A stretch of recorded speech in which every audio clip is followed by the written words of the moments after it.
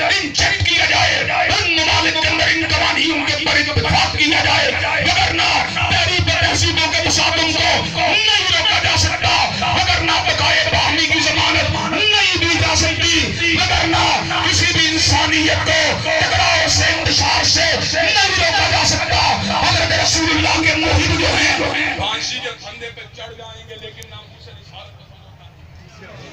حضرات گرامی کہتے ہیں مجھے یہ بات بتلائیے، اس وقت جو ہے گیٹ بلڈر الحمدللہ شکست کھا کے رائے فرار کو اختیار کر چکا ہے۔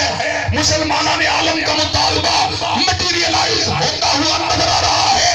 گرتی ہوئی دیواروں کو ایک ٹکاؤ دینے کی ضرورت ہے۔ اہل مغرب کو یہ بات منوانے کی ضرورت ہے کہ مجھے یہ بات بتلائیے، خان صاحب کو اس مسئلے کے اندر سفارتی مشن کا اجرا کرنا چاہیے اور پورے بلاد یورپ کو یہ بات سمجھانی چاہیے کہ بلاسفیمی لاز کے بغیر امن کی ضمانت دی جا سکتی ہے۔ حضرات مجھے یہ بات بتلائیے، مغربی ممالک میں ان قوانین کے انجیکشن کے لیے خان صاحب کو اپنا کردار ادا کرنا چاہیے کہ نہیں کرنا چاہیے؟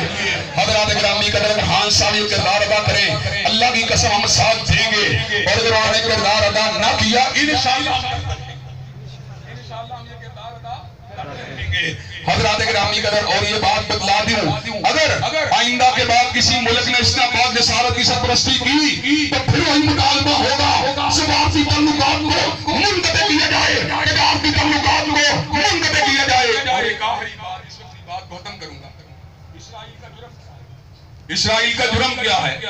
اسرائیل کا جرم یہ ہے کہ فلسطینیوں کے حق حدرادیت کے پرشب خون کو مار رہا ہے، ان کو زندہ رہنے کا حق نہیں دے رہا، ان کو مسجد اقصی میں داخلے سے روک رہا ہے، حی علی الصلاۃ حی علی الفلاح کی صداؤں کو پابند کر رہا ہے۔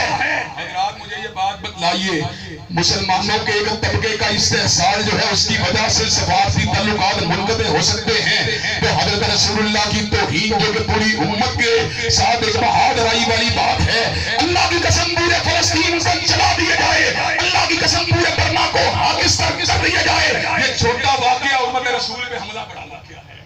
مجھے یہ بات بتلائیے، اگر اسرائیل کے ساتھ تعلقات منقطع ہیں اور رہنے چاہیے تو مجھے یہ بات بتلائیے ایسے ملکوں کے ساتھ بھی تعلقات منقطع ہونے چاہیے کہ نہیں ہونے چاہیے؟ حضرات اب تو جواز پیدا ہو گیا تعلقات کو رکھنے کا، لیکن آئندہ کے بعد یہ مسلمانوں کا نصب العین ہوگا، انشاءاللہ ہم اپنے حکمرانوں کو اس پیج پہ لا کے چھوڑیں گے، اور انشاءاللہ اہل مغرب کو پورے کے پورے مغرب کو گیٹ بلڈرز کی طرح میدان سے آگا۔ مجھے یہ بات بتانے کے لیے تیار ہو انشاءاللہ؟